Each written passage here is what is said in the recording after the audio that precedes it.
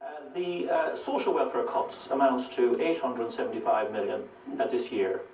This week, the Irish state paid out 750 million to senior bondholders of Anglo-Irish Bank. That's a choice. They choose to hit the poor and pay off the rich. If we say we're not going to pay, then it also puts the ball back in the court of the European Central Bank, the EU Commission and so on, because it potentially creates a big problem for the Eurozone. And they have to decide what they're going to do about it. And they want to save their euro. There's a reason why they have promoted the euro, the Eurozone and the expansion of the European Union. They don't want it to break up. So you're in favour of the Dave McWilliams, Paul Somerville strategy of a negotiated default. Is that what you're saying? No, I'm saying we should tell them. And you see, the Labour and Fine Gael are now saying they're going to renegotiate. But the point is, we have no bargaining power to renegotiate with the European Union unless we threaten to default. Unless we say we're not paying for the private gambling debts of these financial institutions and put the ball back in their court. And if we do that, Vincent, we will have the support of people in Spain, in Greece, in Portugal, whose governments are telling them exactly the same thing.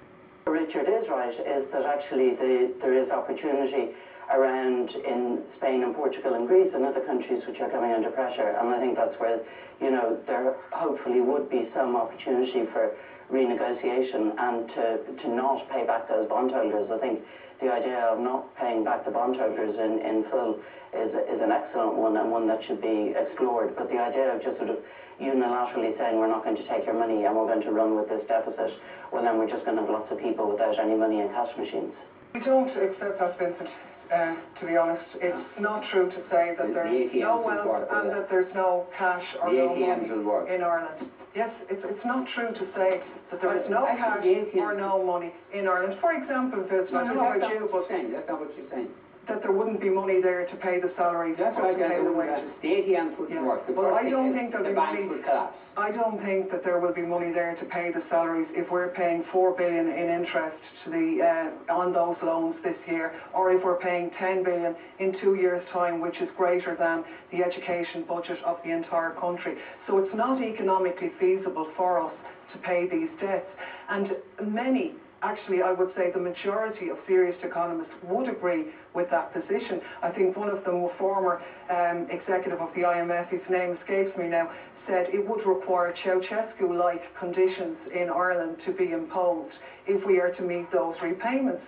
The reason why this deal was brokered was to protect private German and French banks in the main who speculated on the Irish property bubble for their own private gain. And to impose that debt onto the shoulders of the Irish taxpayer is unsustainable. It is unsustainable. We don't accept that ordinary people have to just take that.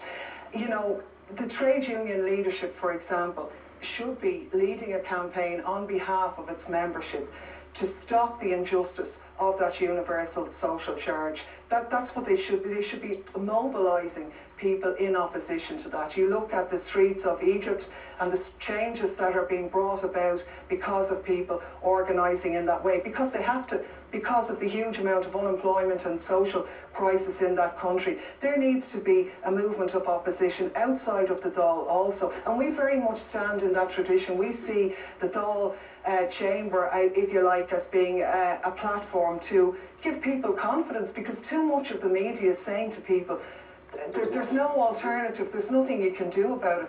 We don't accept that. Labour refused to give any commitment to reverse the austerity cuts imposed on the least well-off in our society. They have signed up to the broad parameters of the IMF deal. So I wouldn't have a lot of confidence that they, as it stands, are going to pursue anything like left policy. Actually, the most effective opposition to austerity in this country in the last year and a half was the pensioners. They didn't have particular Dáil representation, but they did have huge numbers on the street. They exercised their power as a very large group in society, gained the support of everybody really in Irish society except the political elites, but they broke the will of the government to impose this attack on automatic medical card entitlement. And that is the role we see ourselves having in Dáil Éireann, is facilitating, supporting, encouraging that kind of people power to resist unfair austerity. I mean, the first